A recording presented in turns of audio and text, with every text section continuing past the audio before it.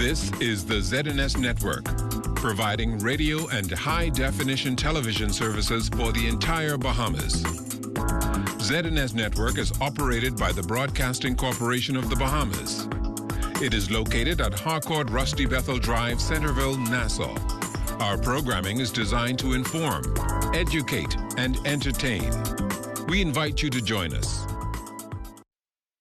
The following is the preamble of the Constitution of the Bahamas, which was made on June 20th, 1973, and came into operation July 10th, 1973. Whereas 481 years ago, the rediscovery of this family of islands, rocks and keys, heralded the rebirth of the New World. And whereas the people of this family of islands, recognizing that the preservation of their freedom will be guaranteed by a national commitment to self-discipline, industry, loyalty, unity, and an abiding respect for Christian values and the rule of law. Now, know we therefore, we the inheritors of and successors to this family of islands, recognizing the supremacy of God and believing in the fundamental rights and freedoms of the individual, do hereby proclaim in solemn praise the establishment of a free and democratic sovereign nation, founded on spiritual values, and in which no man, woman, or child shall ever be slave or bondsman to anyone, or their labor exploited, or their lives frustrated by deprivation, and do hereby provide by these articles for the indivisible unity and creation under God of the Commonwealth of the Bahamas.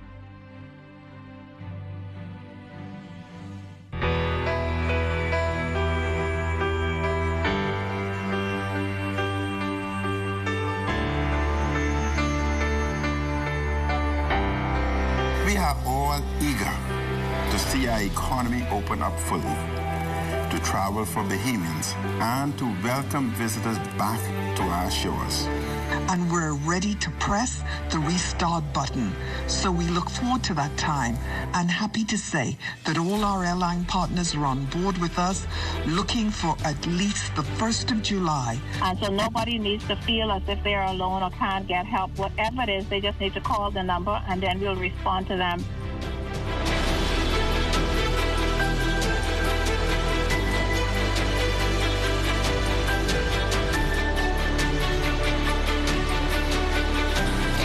Further relaxation in restrictions. Good morning, everyone. I'm Akush Lapinder, and this is your morning edition. The country shifts into the second phase of its reopening, 2 months after its first confirmed case of COVID-19. With more on the progress being made and what's being done in the face of it, return to a report from our Altavis Munnings. Since the country's borders closed to stop any increase of the COVID-19 virus, Prime Minister the Most Honorable Dr. Hubert Minnis declared in his national address Sunday that government is well advanced in its plan to reopen the tourism sector and allow domestic and international travel. Although that will depend on stabilizing the virus and will only be applied to islands where the outbreak is contained. As of now, we are looking at a possible opening date for commercial travel on or before July 1st of this year. These dates may change depending on the circumstances. I want to repeat, however, that this date is not final. It will be adjusted if we see a deterioration in the COVID-19 infection trends, or if we determine that the protocols and procedures are not in place sufficiently to warrant this opening. The Prime Minister also acknowledged that he fully understands the frustration and anxiety of Bahamians and residents to reopen the economy. And although we are still in Phase 1B, government has introduced some components of Phase 2. I am pleased to announce this evening that Cat Island, Long Island, Abaco, and Andros will now be able to resume commercial activity effective Monday, May 18th. Let me emphasize to all family islands that are able to resume commercial activity that weekday curfews and weekend lockdown measures still remain in place. as do physical distancing measures and the requirements to wear facial masks. I wish to note that construction companies in New Providence and Grand Bahama may now operate on Saturdays from 7 a.m. to 1 p.m. To facilitate hurricane preparedness, home and hardware stores will now be allowed to operate in-store hours on Monday, 8 a.m. to 8 p.m. This is in addition to the Wednesday and Friday in-store hours that home and hardware stores are currently allowed to operate. The operating hours also apply to manufacturers of hurricane-proof windows and other hurricane-related products. Curbside and delivery services may continue as previously outlined in Phase 1B. Pharmacies may now operate from 9 a.m. to 5 p.m., Monday to Friday, for general public, and Saturday, 9 a.m. to 5 p.m. for essential workers only. Altabi's Munnings, ZNS Network News. Now, speaking of travel, the repatriation of Bahamians stuck abroad is set to resume this week. This following its postponement after it was discovered that a passenger who tested positive for the virus was allowed aboard a return flight to the Bahamas. The passenger later tested negative. The Prime Minister assuring, though, that since then the system has been streamlined to avoid a reoccurrence. Subsequent testing by the Ministry of Health following the passenger's arrival has shown this individual is now COVID-19 negative. 2 repatriation exercises are scheduled for this coming week from Fort Lauderdale into New Providence. There will be a flight this Thursday, May 21st, and one on Saturday, May 23rd. A flight to Grand Bahama will be accommodated if necessary. Those who are seeking to return home through this repatriation exercise and who meet the required protocols, including a COVID-19 negative test, may book directly through Bahamas Air. Have a return ticket on Bahamas Air. Call its ticket office between 9 a.m. and 5 p.m.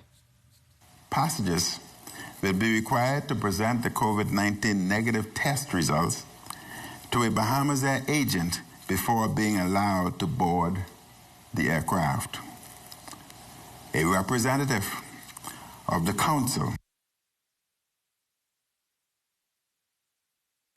will be present who will validate the COVID test result. Well, Bimini residents have just hours before that island's 2-week lockdown kicks in. This, of course, in the face of increasing COVID-19 cases there. This past Friday, 600 food vouchers were distributed to residents and 100 food packages delivered. More is to come before the lockdown ends on Saturday, May 30th.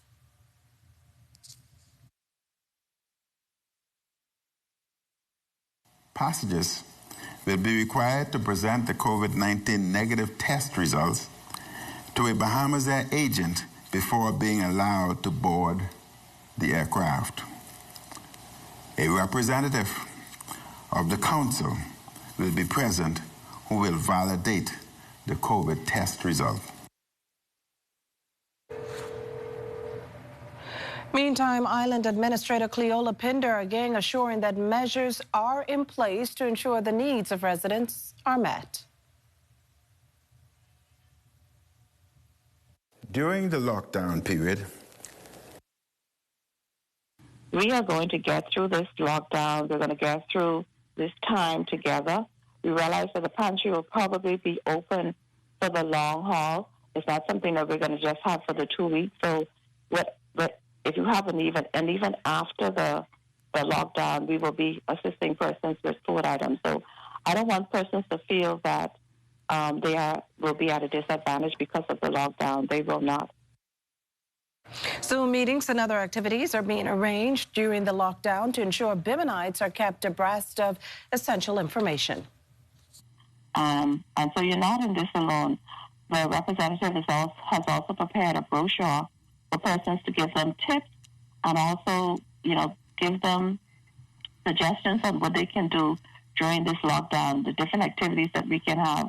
And so we're in this together. Don't feel like you're going to be claustrophobic or that, if you need special assistance, call us. I know some persons don't prepare meals at home and they have a family member prepare a meal, or they will usually go out to a restaurant.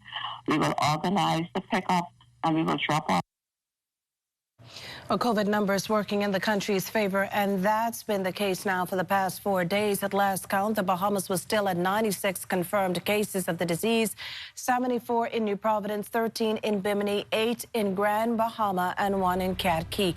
They recovered at 42, active at 43, and hospitalized at 7 globally. We're looking at 4.8 million cases and 1.8 million recoveries. Coming up, tourism officials are ready for the return of visitors, and Andros is bracing today for the return of commercial services. That and more when the morning edition returns.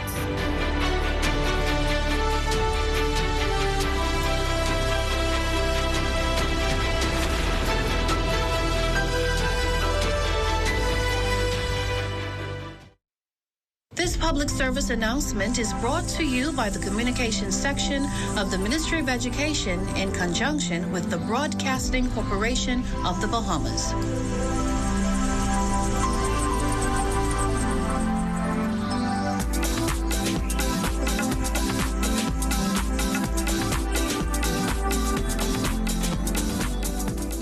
When a global pandemic led to the closure of schools, and students were forced to navigate their new normal all alone. All over the Bahamas, counselors were meeting and working on a plan to maintain communication with their kids. This was the result of these meetings. Presenting Lifeline. On the Ministry of Education's virtual school platform, the counselors have thrown out a lifeline and created virtual classroom guidance sessions. How has COVID-19 impacted my life? Impacted my life. Impacted my life. I am confused. Honestly, I'm happy. It has me feeling melancholic. It has me frustrated. This is supposed to be a time of fun and new beginnings. Goodbye high school, hello college, and now, nothing. I am able to bond with my brother, create more memories with my mom. I've also been able to sharpen my cooking skills. Am I in the 10th grade? What will school look like after this? Will I have to repeat? I'm stuck inside. I can't go anywhere. I can't eat what I want, and not to mention, I'm so tired of cooking. I hate the television, and I think I'm finished with the internet. And don't get me started on classes. I miss my counselor. Honestly, I miss my counselor. But through all this, I am still missing my counselor. I miss my counselors. Senior high students, your counselors have heard your cry, and we are here for you. Meet us every Friday at 1 p.m. for your Lifeline. We look forward to meeting with you. This public service announcement is brought to you by the Communications section of the Ministry of Education in conjunction with the Broadcasting Corporation of the Bahamas.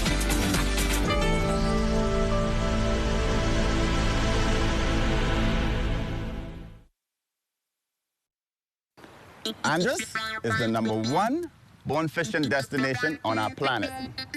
Sports fishermen visit our flats every year to participate in one of the most fulfilling outdoor activities known to man, fly fishing. And guess what? It's 100% sustainable. Without areas like the west side of Andros, sustaining this industry would be absolutely impossible. So let's take care of nature, and nature will take care of us.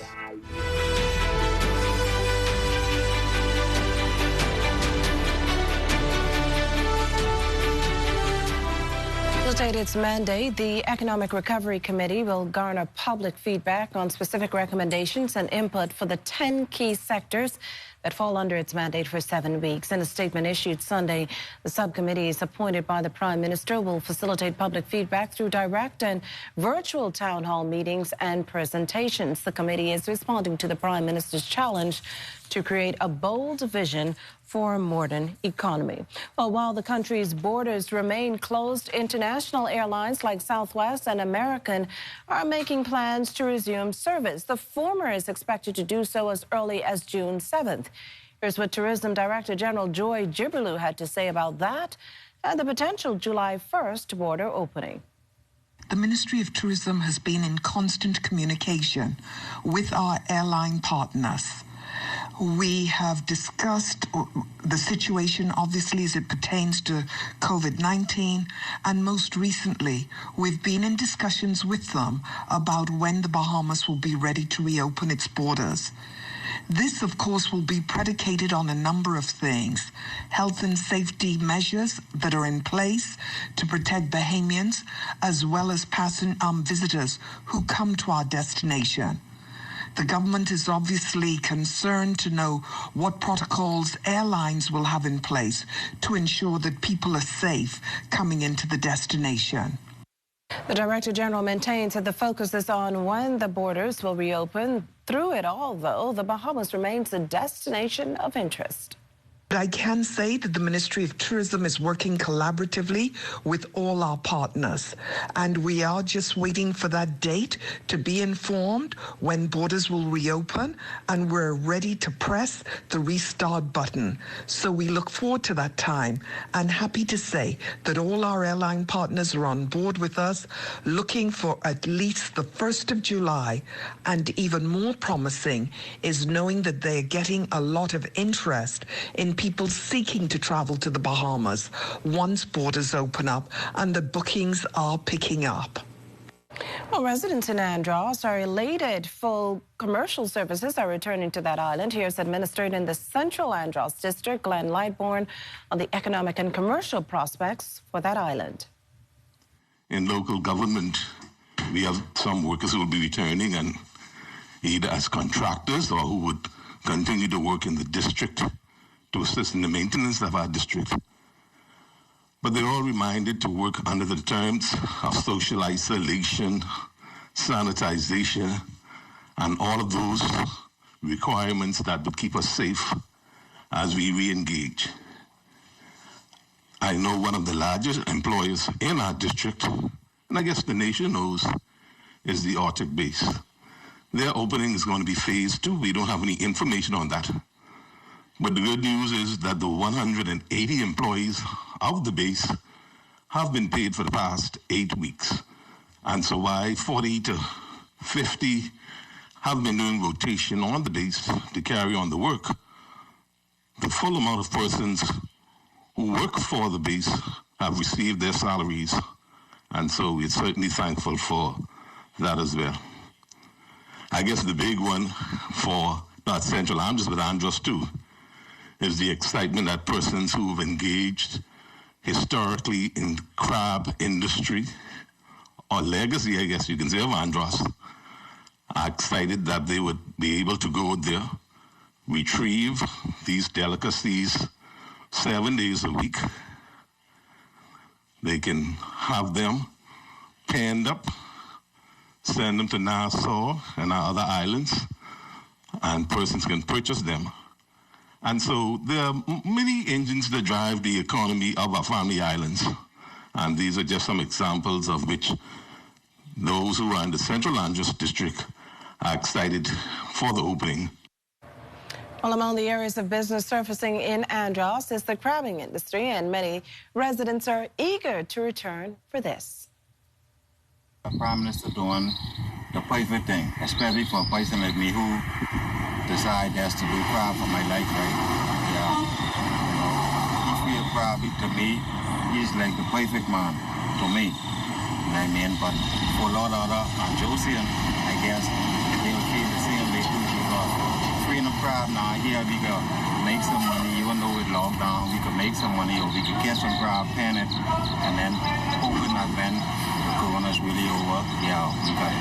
I mean, get our life back on track. That a person like me, I go crabbing every night, but 3 night a day. I going out right now tonight that I feel like I could catch about maybe 60 dollars an hour. When it comes to crabbing now that I could roam the place and get my ride and go to my spot, that's the best thing he could ever do for me. The sales always been there, but I hope it could be better. Things could be better, though the whole country hating, but without a crab, there would have been no soda. Just take a look around you, and I should tell you, crab is very, very important. If all the crab disappear with soda this night, I don't know what we'll do. Well, the opposition's questioning some of the decisions the Prime Minister's made in terms of reopening the country, like why more islands aren't included. That is, those that are where there are no COVID-positive cases, like San Salvador, Exuma, and Eleuthera. In the case of the latter, the Prime Minister expressed disappointment in the behavior of those who participated in a motorcade in South Eleuthera this past weekend. Now, Progressive Liberal Party leader Philip Davis, however, questioned why construction is allowed to reopen when venues like Arawak Key and Portis Key and the Montague Ramp cannot for takeaway services. Healthcare workers are giving their all to protecting the nation, and Good Samaritans are turning out in droves for these unsung heroes. In fact, one philanthropist is going above and beyond to show love and appreciation for those working behind the scenes. Catherine Gomez has the story. The staff at PMH are working tirelessly to keep the nation safe during this pandemic, and the community at large is showing gratitude through acts of kindness. For the second weekend in a row, philanthropist Paul Clare donated delicious hot meals to frontline workers at the Princess Margaret Hospital. This time around, the grounds and laundry staff were recognized for their hard work. I wanted to do something nice for all the workers out there who are working hard behind the scenes and also unrecognized. I want to continue to shine light onto others, just like how Jesus shines light into the world. I want to bring this awareness and say thank you to all the workers in the front lines and behind the scenes, helping out our country to make it a better place. Thelma Roll Fernander, Assistant Director of Communication at PMH, says the staff truly appreciates this generosity. Well, I'm excited about what Mr. Clare, along with other community persons, have been doing to say thank you to our hardworking staff here at the Princess Margaret Hospital. It shows that persons really care about what we do, and just the small token to just say thank you, it makes us really feel a lot more better in terms of coming to work through this pandemic, and to just push harder and do the best that we can do to keep everyone safe. PMH Ground Superintendent Alvin Griffin says he's extremely grateful to be included. Well, we appreciate everything with donation, whatever people could give to us, because like the first gentleman said, we are one of the people that works on the front line, and as we work to help others be safe out there and make sure they clean and first thing. Groundskeeper Algernon Colebrook says though this time is very draining physically, emotionally, and mentally, he finds comfort in knowing it is for the betterment of the nation. For me personally, during this time, I'm glad to be a part of a team to make a contribution to make things better in the future. The staff at PMH are putting their lives on the line to fight this pandemic, so it is only fitting to show them appreciation. Catherine Gomez, ZNS Network News. You're watching the Morning Edition. Stay with us.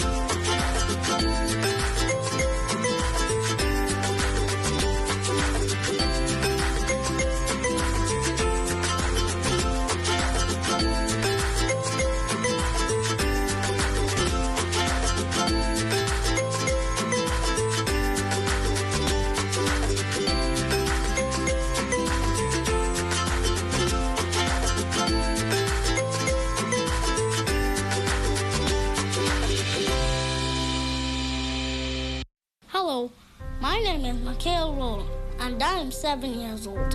I know that COVID-19 is on everyone's mind.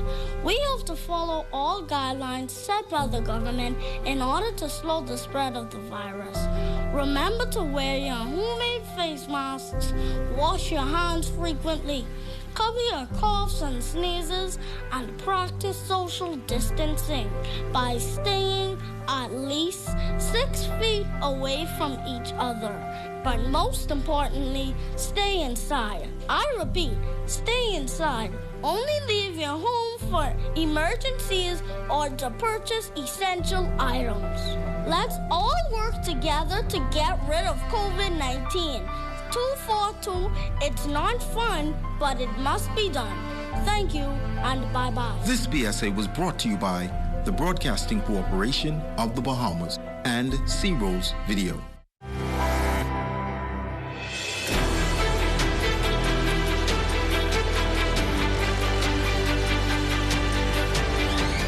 The Department of Social Services gearing up to assess a number of domestic issues stemming from COVID-19 lockdowns and its impact on family life. Lloyd Allen reports. Dr. Higgs is joining us via Zoom.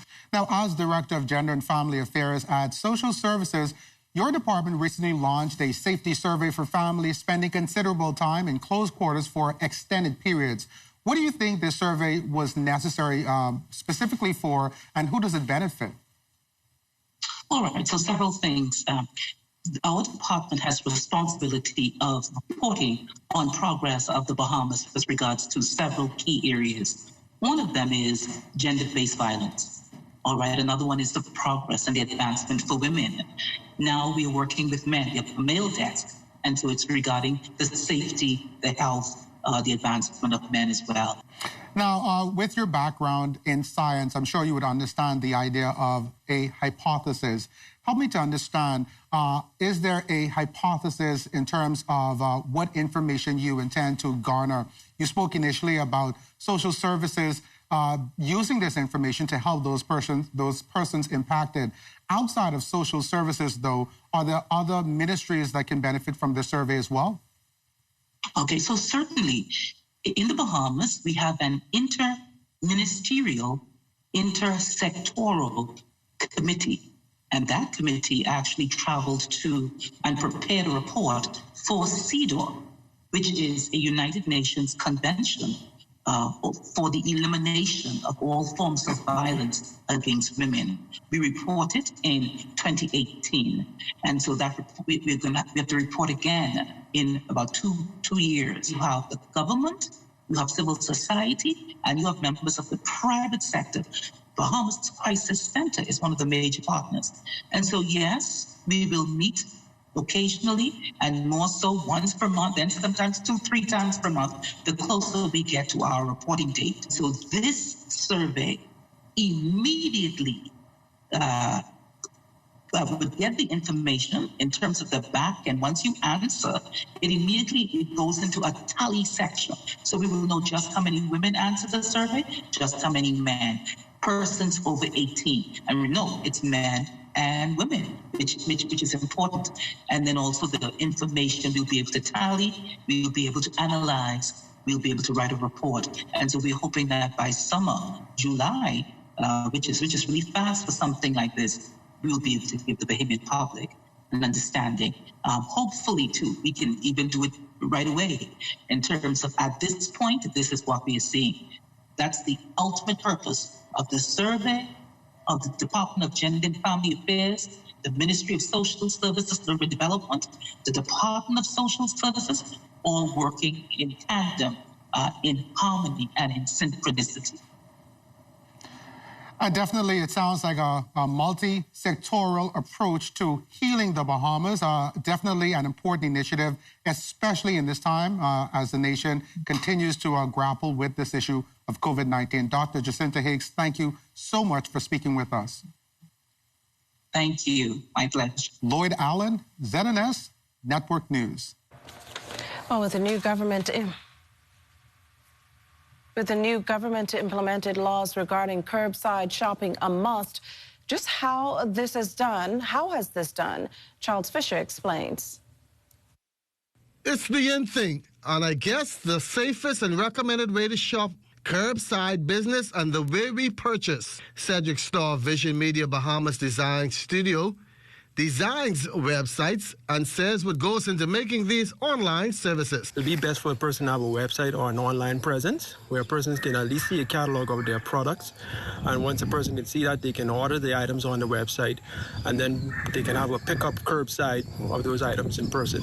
Everyone's now interested in getting online-based services, and for a long time that has been the wave of the future, but now it seems more and more important for persons to get their businesses from just being brick and mortar to being online. It doesn't necessarily have to be a flashy page, but it would need to be an informative page detailing the products of the company and at least an image of those products that a person get a full understanding of what they're offering and what they're buying, or at least ordering.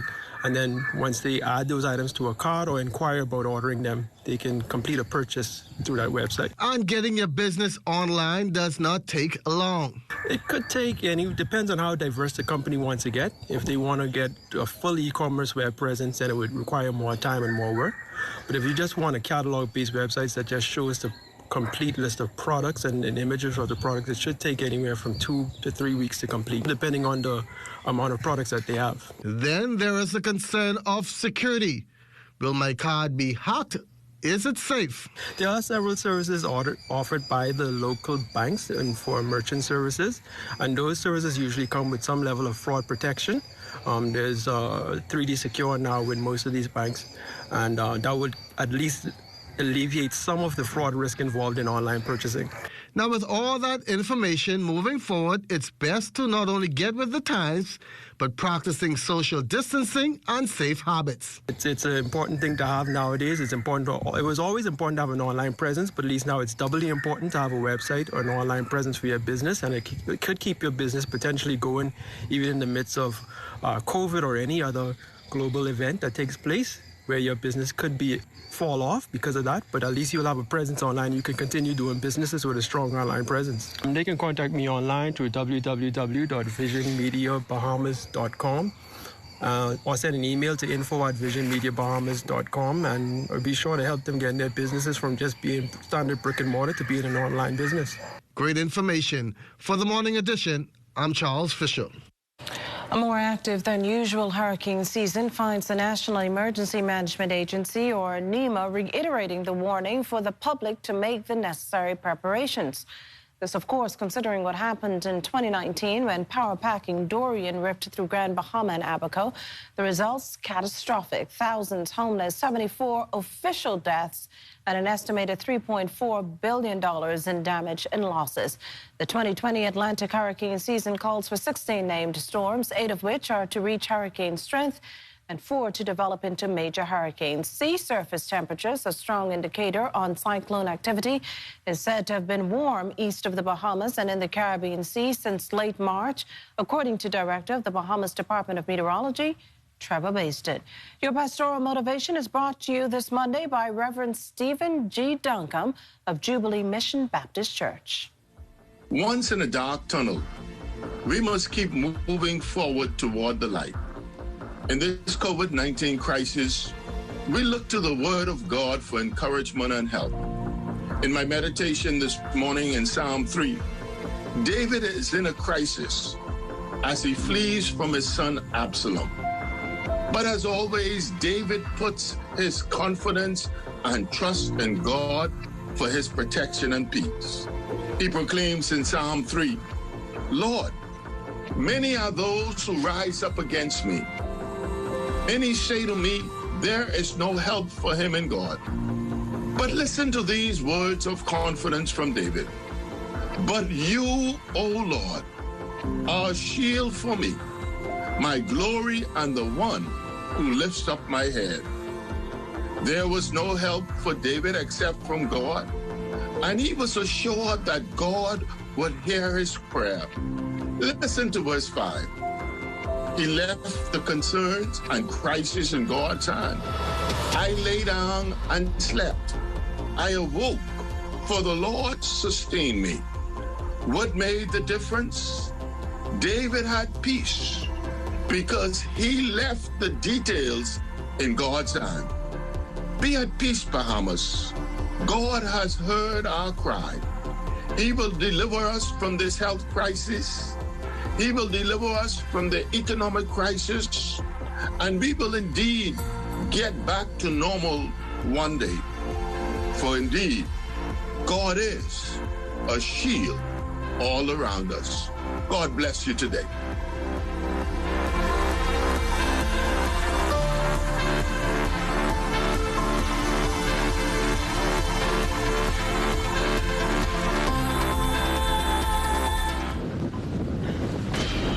When a hurricane watch or warning has been issued, it is extremely important to be prepared and know just what to do. Stay informed about the storm's path by listening to the radio or television for hurricane progress reports. Check emergency food and household supplies. Be sure you have extra batteries for flashlights and radios. Bring in outdoor items like lawn furniture and garden tools. Anchor objects that cannot be brought inside. Secure buildings by closing and boarding up windows. Remove outside antennas and satellite dishes. Turn refrigerators and freezers to the coldest settings, opening only when absolutely necessary and closing quickly. Purchase ice and store it in an ice chest. Keep drinking water in clean jugs and bottles. Clean your bathtub with bleach and fill it with water for washing and flushing, not for drinking, making sure to keep the bathroom door closed so that small children cannot access the filled tub. Do not go out to videotape or take photos of the storm. Take pictures from inside where it is safe and dry. There is no harm in being overly cautious where a hurricane is concerned. It is truly better to be safe than sorry. This public service announcement has been brought to you by the Broadcasting Corporation of the Bahamas in conjunction with the National Emergency Management Agency.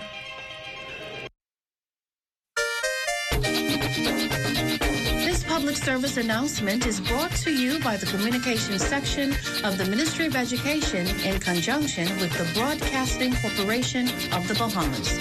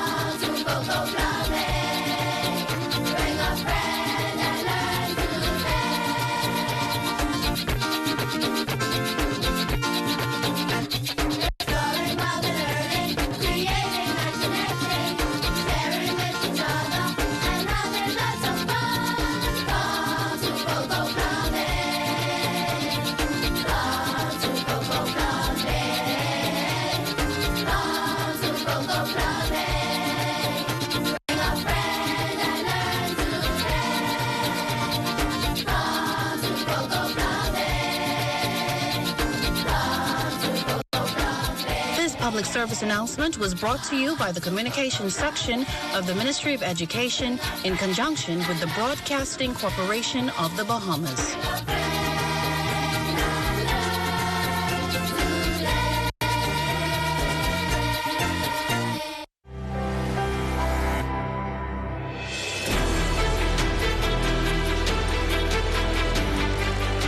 Mailboat services picking up into the various islands. Our Lloyd Allen is at Port of Ski Dock. Lloyd?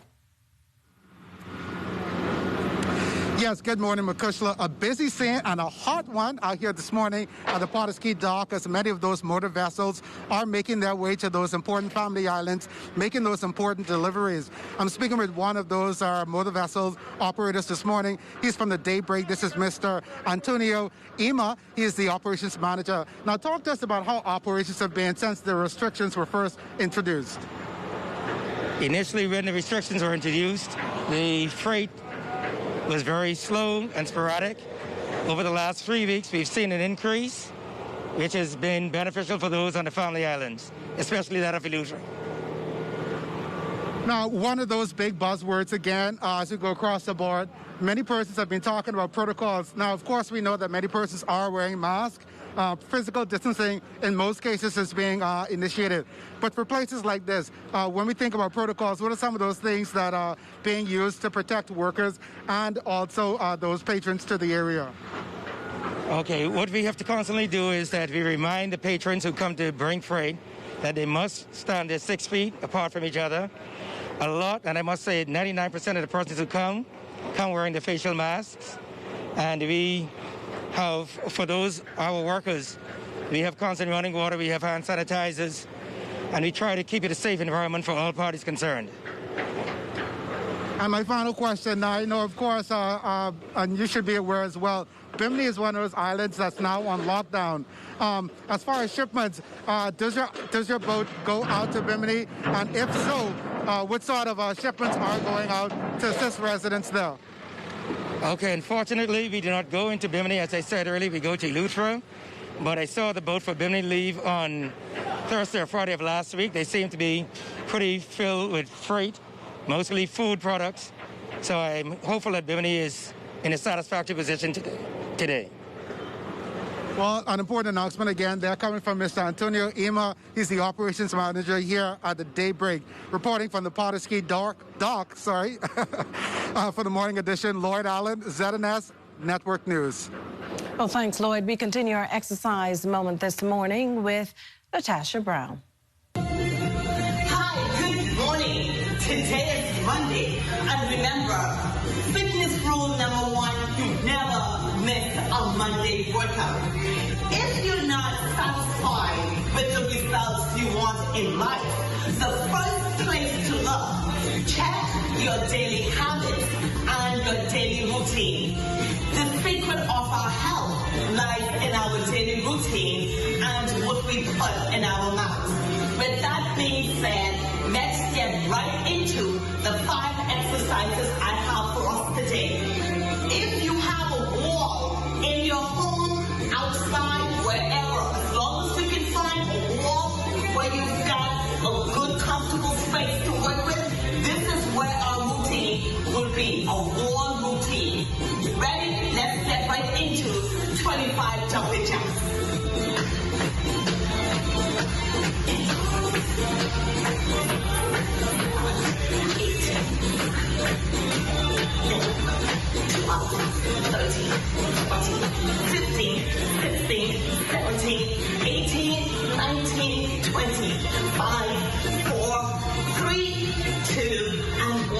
Good job. Take the left hand, place it onto the wall, and turn all the way around so you stretch out your arms, because you're going to need upper body strength for this. So all my big, small people, this routine is for you. So I hope you are warming up with me. Switch. Right hand on the wall. Make sure your body stays straight and you're not compromising your spine. Hold it right here. Great. Now add both hands onto the wall. Make sure your body is nice and tall and you're breathing. Last 4 seconds. 3, 2, 1. Go ahead now and take the left foot onto the wall so that you're warming up your quads. Let's switch. Use your hands to guide you if you're feeling a little unstable. Okay, great. Now we're going to get into wall kicks. We're going to do 10 per leg. Here we go.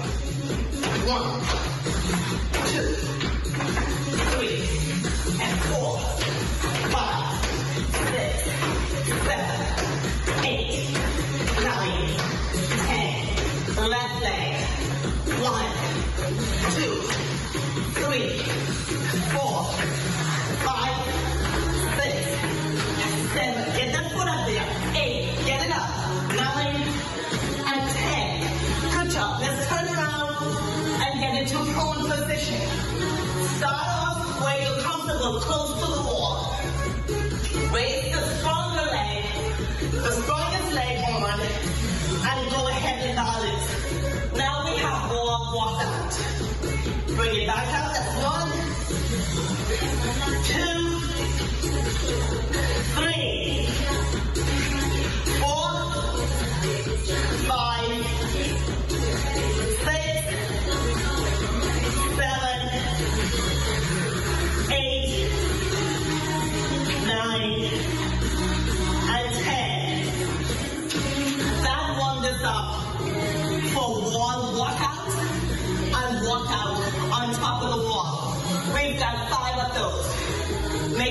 position yourself where you're comfortable to make the transition with your foot from the floor to the wall. So walk all the way up top, step down, and walk all the way out.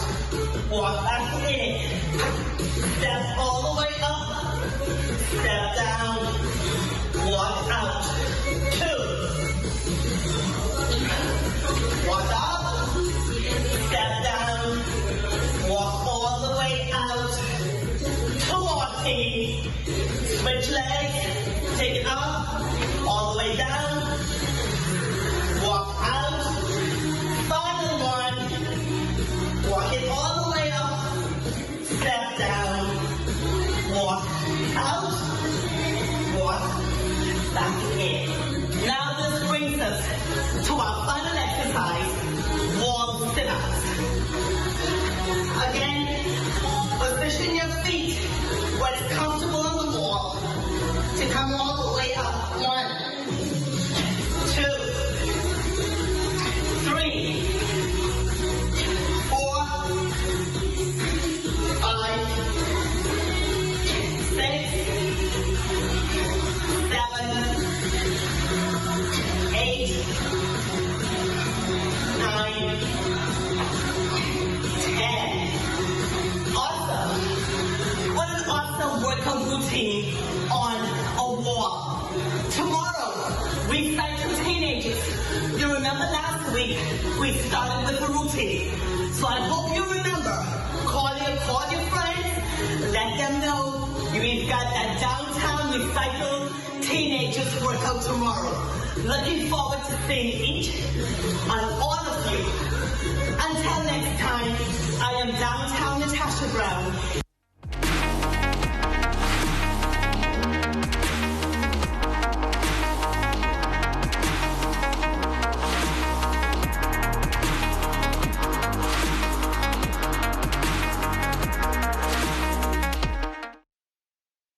It is important to take precautions to reduce your risk of getting infected with COVID-19, even when you go to the grocery store. Practice physical distancing that is 6 feet apart from others while you wait in line to enter the store. 1 person per household needs to go. Use wipes to disinfect the cart or basket handle that you select. Avoid touching your face, unnecessary items, and surfaces. Try to touch only what you are buying. So carry a grocery list to help you move along quickly. Do not forget to wear a cloth mask while you do your shopping and carry hand sanitizer with you. Practice physical distancing that is 6 feet apart from others as you shop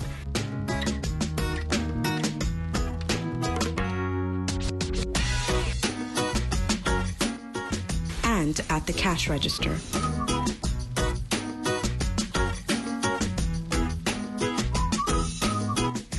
As little time as possible in the store and get enough groceries to last you for a while. Once your groceries are packed and loaded, use hand sanitizer and rub your hands together until they are completely dry.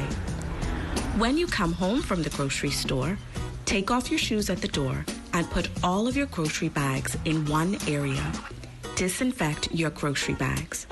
Rinse produce and wipe down cans and packages with soap and water before you put them away. Wash your hands thoroughly for 20 seconds when you are done. Wash your clothes and your reusable grocery bags. This message has been brought to you by the Ministry of Health in conjunction with the Broadcasting Corporation of the Bahamas. Launch authorization received. Countdown. 10, 9, 8, 7, 6, 5, 4, 3, 2, 1, 0. Ignition.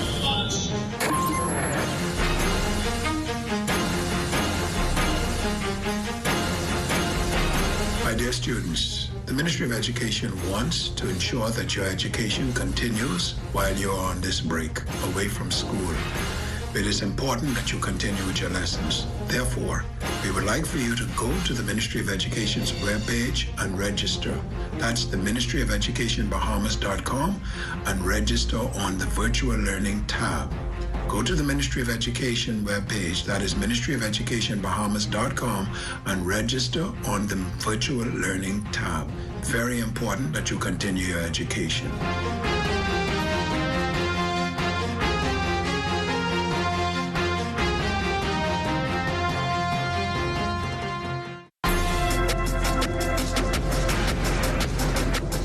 This weather report is sponsored by Bank of the Bahamas, the bank of solutions.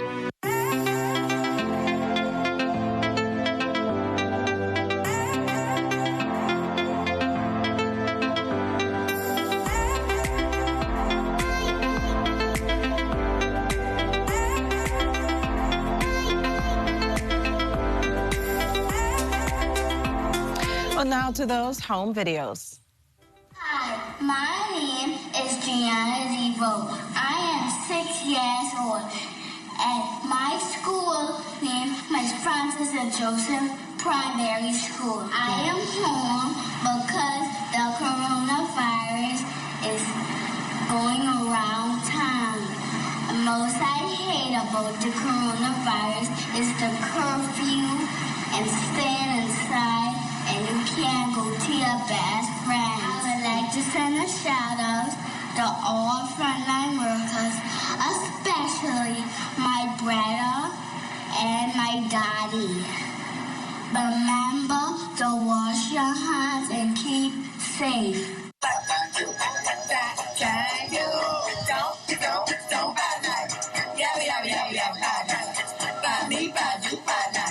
Like everything cool, you know I never lie, but I said, even less, I miss to talk to your gal and man. Find me, like that. Go, bad night. Yeah, bad night.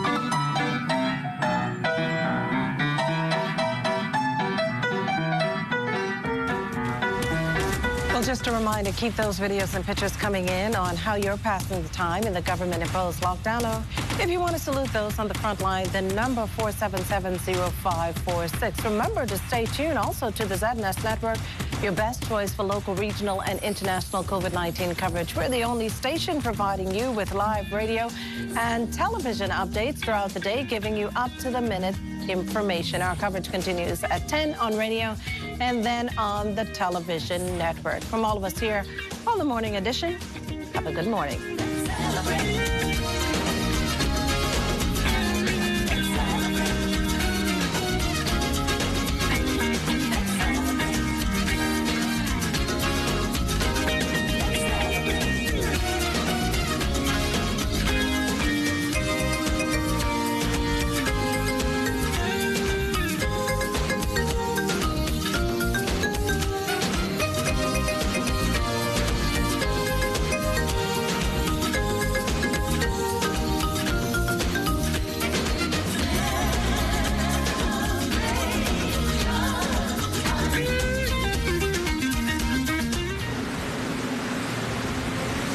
Saffir-Simpson hurricane wind scale was developed in 1971 by civil engineer Herbert Saffir and meteorologist Robert Simpson, who was the director of the U.S. National Hurricane Center. It was introduced to the public in 1973 and began to be widely used a year later, inspired by the Richter scale that measures earthquakes. The Saffir-Simpson scale was divided into 5 categories. Originally, the scale included predicted barometric pressures associated with the various wind speeds, as well as the relative kinds of damage that could be anticipated. However, Because those predictions were found to be very inaccurate, just a few years ago, the warning system was changed to include only the wind speeds, which were also adjusted upwards in the higher categories. A Category 1 hurricane has wind speeds between 74 and 95 miles per hour. A Category 2 hurricane has wind speeds between 96 and 110 miles per hour. A Cat 3, 111 to 129 miles per hour. A Cat 4, 130 to 156 miles per hour. And a Category 5 hurricane will have wind speeds from 157 miles per hour and up. This public service announcement has been brought to you by the Broadcasting Corporation of the Bahamas in conjunction with the National Emergency Management Agency.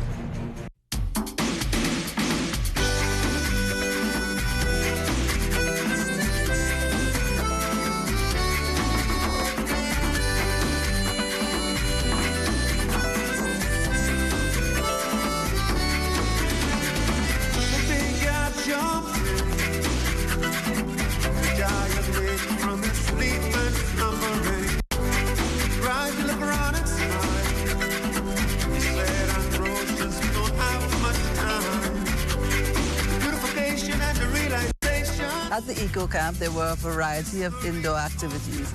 These activities were hands-on, they were entertaining, and they were fun. They helped to bring home some of the ideas that the kids were learning in the field. I learned about different corals, different fishes, different places in the forest, different bushes, and it was really fun. I learned a lot of plants, which I didn't know before, and how you can use them, and a lot of how you can help the environment, new ways how to help it, which makes me happy because I want to keep our earth as nice as possible. Yeah, we took the kids camping, or they took us camping. I'm not quite sure which way around it was. They had a great time. And if they enjoyed it half as much as I think we as leaders enjoyed it, then it was very successful. What was interesting, we had a group of children, cross-section, both age-wise and probably from background. They all grouped in together, pulled together, and worked as a team. They saw things they'd never seen before, some of them. They saw the stars, they saw the trees. They went looking for crabs, but didn't see any. They saw hogs. I think they were great kids, and I was very impressed by the general standard. Very impressed. It was pretty good for the first time. I thought it was going to be scary, but it was fun. We went on a walk on the road. We were looking for crab, and we went about 4 miles. We only heard a couple of crabs in the bush, so we turned around, came back, and went to bed in our camps. I did learn some new things, like how to pitch a tent and how to roll up my sleeping bag.